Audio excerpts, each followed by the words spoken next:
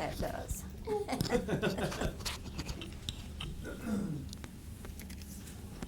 And I've been told by a number of Australians, well, when I would say I was from Texas, you know, Yeah. that was a big thing, you know, they loved to hear Yeah. about Texas.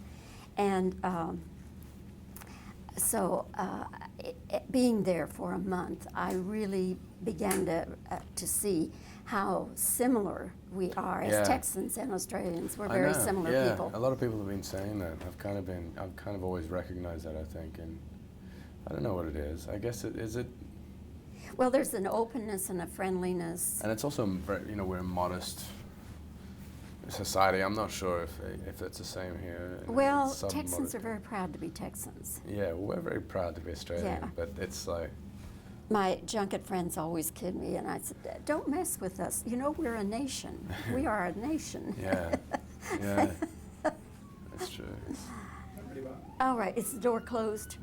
Noisy right now. Yeah, we'll wait till that goes by, but the door is closed. Okay. You have to excuse my thongs, my flip-flops. Listen, that's what everybody is wearing. As soon as winter passes, that's what everybody wears. Yeah. Okay, so we're ready? What about the fan? Should we turn it off or not? No. Okay. All right. I always have my little mental checklist. Yeah. Well, now, Heath, we officially begin this interview, and I want to welcome you to Dallas and to Texas. Thank you. Yeah. And I hope that you're enjoying it. It is your first time, I assume. It is, yeah. Although it's one night. I got in here last night at midnight, and so I've just been spending the whole day driving around to different, you know, doing the junket thing. So I haven't. That's the frustrating thing, I guess, about doing this is you get a sniff of what each city's like, and you know. But it's lovely, and the people are wonderful. Good, Yeah. good. Glad to hear it. Well, I must congratulate you on A Knight's Tale. This is one rockin', moving movie. Yeah. I predict that this thing is going to do very, very well. Yeah, I think so. Because here you have a subject matter, I mean, period, that appeals to older and mature people. Yeah. You have the rock music score and some of the kind of funky costumes. And the young women, you hear this every place you go, are crazy mad for you. So you're going to get the guys because it's action adventure, the girls because it's Heath Ledger, and people who like adventure and period films. So whoever So thought Brian's this, a pretty smart fellow, isn't he? yes, this It's a real writer-director. smorgasbord of entertainment, isn't it? It's great. Yeah. It's just great. Now, some of the scenes really, I watched, excuse me, I watched some of the scenes particularly close. You had to do a lot of your own horseback riding. Yeah. How much of it? Well, pretty much everything up until, you know, point of impact, you know, or receiving blows. I'm not that crazy, you know. The stuntmen were just out of this world, you know, pulling off those stunts. And so I did as much as I could, or as much as insurance would allow me to, anyhow. But, you know, we had to learn, we had to train. We had a professional jouster come out from Vegas who jousts at the Excalibur Hotel for a living. And so he came out and taught us, you know, techniques, and it was odd. It was strangely surreal, yet it was. I had loads of fun. I had nothing but fun making that movie. Were you already a horseman? You knew how to ride? Yeah, I learned on a television series about 6 years ago. Of course, I told them I could ride a horse, but I couldn't, and so I had to learn really fast for this show. And since then, I can't get off the horse. It seems to be everything I'm doing. I'm on the saddle, so you know. But I enjoy it. I love horse riding. You know, I do it in my pastime if I can. I too have had experience horseback riding and enjoy it and love horses. Now I have to ask you first of all, these look like the biggest horses next to a Huge. Clydesdale. They were. I think they were the. It's one of the oldest purebred horses. They are close to the Clydesdale. Like they have the long kind of bell-bottom hair down the bottom of the hooves, and boy, they're huge. They are massive horses. But the horses that they brought in originally before these horses were bigger. They were about twice as fat, and almost twice as tall. They were huge, because Brian just said, I want the biggest horses. I just want it to be, you know, huge, explosive. And so they brought these things in, but they were wild. They were straight from the pack. And they expected us to, like, you know, jump on these things in full armor and, you know, have the horses calm and timid. But they, you know, were going crazy and couldn't stay still. And so they had to replace them with the horses we had. But my horse in particular, Barney was his name, was just such a wonderful, wonderful fella. And I miss him dearly. What breed of horse is Bonnie? Oh gosh. That's all right. You know if what? you don't know. No, I can't remember That's exactly right. If you what. don't, doesn't matter. We can edit that out. Now, having some horseback riding experience myself, it's enough just to keep the horse under control when you're in a full gallop. So you're keeping the horse under control, and with the other hand, you have this lance and the armor. How do you get used to coordinating all that? I don't know. I mean, with the way the armor is designed, it's kind of designed to be in this mold, and so everything kind of locks in, and you lock into the saddle, and it's a lot easier than you'd think, you know. And you're taking it on the rhythm, and the lances they're balanced out with lead piping on the back end, and so they're balanced, you know. And so it wasn't as hard as you'd think, but it did take a bit of adjustment. So. And your hand slips inside the lance, no, the it just shield? grips on like this, and then you basically have the lance moving off, and then the back end comes underneath your elbow. So you're using your arm like this to direct it. Yeah. It's a heck of a scene. Yeah. It's just a heck of a scene. Yeah. Okay. In making this film, did you or anybody have any injuries? I had a close call. I didn't get any. I escaped injuries, luckily. But the stunt guys were. There was one particular fellow was hit twice in the head directly. You know, it happened to my character in the start of the movie, where his helmet bends in. It actually happened to this stunt guy twice, and he had 15 stitches in his jaw. His jaw was moved up around his earlobe. But they were amazing. He was stitched up, sewn up, and then on the horse like the following week doing the same stunt. And I mean, I'm talking about these guys were doing it, you know, 15 times over, you know, getting hit, blasting these lances across their chest, doing full backflips off the back of the horses, you know, along the railings of the list, but doing it over and over again, like 10, 15 times, and then coming back the next day and doing it again 10 or 15 times. It was really remarkable, like these guys. It was unbelievable. Yeah. I don't know how much money they make, but it's not enough. It's not enough. It's not, I know. And I just ride back into frame with a bit of sweat on the brow and take all the credit, you know? Yeah. One of the scenes that just made me laugh the minute it was revealed on the screen, the training session that your buddies with the boat. Now, tell me about filming that scene, what you guys went through. It was a lot of fun, you know, because it was, you know, physical improvisation. You know, it was basically we were given a scene, we were given a place, and it was just like, here, you got a sword, your sword training, come up with something. And so it was between Brian and the actors and I, we just all just played. We just had fun, especially my sidekicks, my squires, Mark Addy and Alan Tiddick, just went to town on that, you know, like all those little insert shots of them and their little comments, it's all improvised, you know, they just. So that was a lot of fun.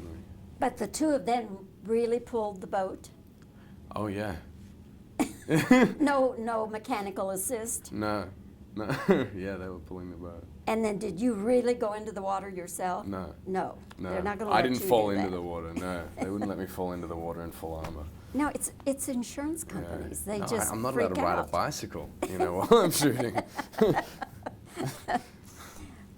You, of course, had a lot of experience acting in Australia and television and movies.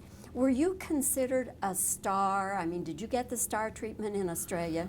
No, certainly not. It wasn't until I left, funnily enough, that the attention started to come in. No, I'd done quite a bit, but at the time that I'd left, I was still being cast as the blonde beach kid who comes into town, you know, and it was frustrating, you know. I wanted to play more than that. I had a lot more in me, and people were just, they couldn't see past this, my hair. So I left. I went to, and it wasn't until I'd left, and then I got a few more movie roles back in Australia, and yeah, it's strange. It's a strange thing because I go back there periodically on like 6 months, every 6 months or so, and so it changes in leaps and bounds back there. Until I went back 4 weeks ago, and it's crazy. I wouldn't wish it upon anyone. It's like, it's scary, even, yeah. Are the fans wilder in Australia than they are here? No, not necessarily. It's more of a big deal, because we're so far away, and people very rarely come home, and especially because you're the home kid, and now they're claiming you big time. Yeah, so it's a little strange and surreal, and it's new, it's exciting, it's all things, rolled into one. I'm not quite sure yet, I don't. When did you realize you were a star? I don't think I am, and I don't think All right, I think I want to rephrase it. make that realization, because if I did realize I'm a star, I'd be a different person. But when did you start getting the star treatment in this Yeah, country? okay. It hasn't happened yet, I don't think, and I mean, see, the thing is I've been away for the last 18 months since I did The Patriot. I was in the Carolinas for 6 months, and then I had a month off.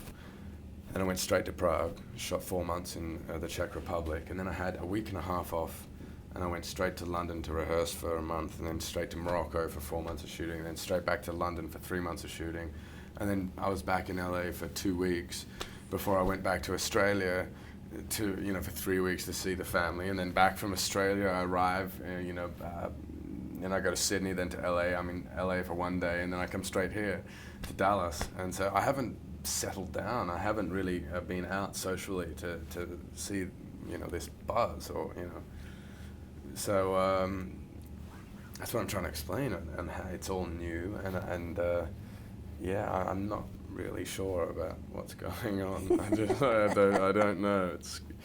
It's weird and it's very surreal. I find it funny too. I think that's very important. Is just to find the humor in it, and the comedy, and that gets me through. But you know what? I don't know. I guess after I finish doing all this junketing and I actually have a bit of time to sit around and like live a normal life, then I guess I'll be able to gauge exactly what's going on. Don't count on it. No? Yeah, they Normal won't let life, me don't rest. count on No. it. No, Yeah. Not a movie actor. Oh, you know what? It's like there is a normal life, amongst it. That's the thing, is ultimately my family and my friends, that tight circle of people, they're basically the only people I really need in life. They haven't changed, and they're still wonderful, wonderful people, and I love them dearly, and whatever's in my peripheral vision will just stay out of focus, and I just have to learn how to do that. There's just a few life adjustments I'm going through now, that's all. Heath, let me ask you, the first big money that you got, that you didn't worry about the rent or anything else, the first big money, what did you go out and buy for yourself? I think I bought a new camera. Photography is my passion, and I hate saying that, my passion. But I did. I probably went out and bought a camera. I don't spend that big. I'm not very good with money. I don't really know what to do with it. I have bought a house recently as an investment kind of thing in LA. But I think in terms of toys, like for myself, it was probably a camera. I know it sounds lame, but yeah. You didn't go out and buy a Lamborghini or anything? No. What do you drive? I drive I got a Land Rover and a 1970 Mustang. You're into collecting classic cars, is that it? Oh, well, I guess, yeah. But I don't go out of my way to collect cars, no. That's great. Well, Heath, I could go the rest of the afternoon speaking with you. It's really been fun meeting you and getting to know you. Yeah. And but we've got to do some reverse camera shots here, so okay. I want to keep you on schedule. Yeah. Thank you so much. I No, really thank enjoyed you. it. Yeah. All right, now then. Okay. All right. How much of a horseman were you before this? Now, you'll have to start to answer a little something just so we Okay, get the I'm head sorry, moving. I didn't All right, know. I'm sorry, I should explain. I was like, And you are on a two-shot, Mike. Two-shot all the way. Okay, let's do that again. How much of a horseman were you before this movie? Well, I had, I guess I had learned to ride a while back ago. That's enough, good. right? That's fine. That's good. That's the whole scenario right there. Okay. All right. Now you're riding at a full gallop on the horse, and you're in the armor, and you've got this lance. And how can you coordinate all that stuff? I don't know. I mean, I guess you'd be surprised. The armor is built for, holding out this stuff and like that. Yeah, you can pick your arm up like this and Okay, that's things good. like that. That's good. Right? Yeah, see? I can remember what I did now. Yeah, you're a quick study. You're a quick learner. They all just want a director. Yeah. Okay. All right. Did you or anyone on the set have injuries? No. I escaped them, luckily. Yeah, somehow. Okay. The horses in this movie are so big, they're like almost Clydesdales. Yeah, they were. They're actually a pure breed of horse. Yeah, the oldest pure breed. I wish I could remember the name for you. That's all right. Maybe I can find it out some other way. Okay. Okay. One of my favorite scenes is the training scene where your buddies are pulling you along in this boat. Now tell me about that scene. Yeah, well, it was quite fun, I guess. I mean, most of it was improvisation, like what I'm doing right now. You're doing great. You're doing great. I'm starting to sweat. Okay. Okay. Yeah, I know. I forgot to ask you this on camera, but anyway, we'll just Yeah. we'll just do it here. Every person, every young person, let me start again. Every young woman I mention your name to says, and this is the term they use, he is such a hottie. What is your reaction to hottie? Oh God, I don't know. How would you react to that? I don't know. It's gosh. You know what? I tell you the truth. I don't listen or believe anything anyone writes or says about me, good or bad. And that's what I have to do. I think. That's Yeah. good. Okay.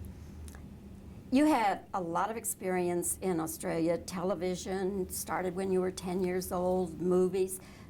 Were you considered a star in Australia? No. No, I had to leave the country, in actual fact, to get to that position. The law was on your tail, I guess. Yeah. I'm teasing with you. They were. That's never going to make air, don't worry. Okay. Okay.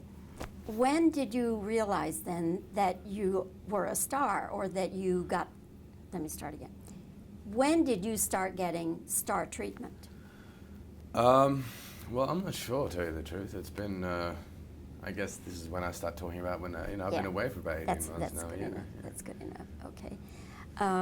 Let's see. Okay.